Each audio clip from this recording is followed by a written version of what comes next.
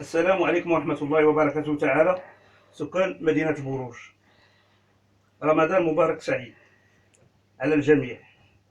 الموضوع تهميش مدينة بوروج. نحن كمهاجرين من منطقة بوروج بني مسكين.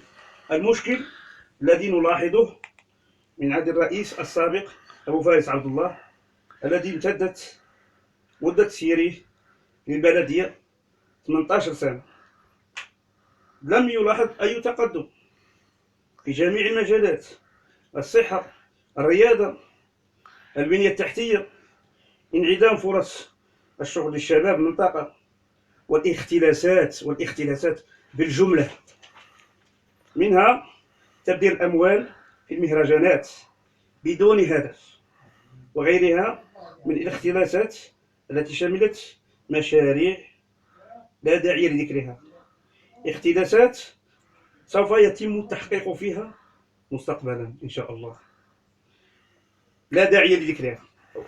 أما الملاحظة الثانية هو توجيه رسالة للمجلس الجديد: نطلب منكم تغيير سياستكم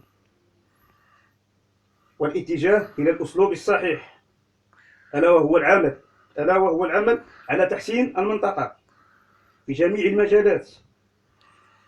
ومهما كانت الظروف فأنتم من هذا المنبر مراقبون من طرف الله أولا، وثانيا من طرف المجتمع المدني داخل البلاد أو في المهجر.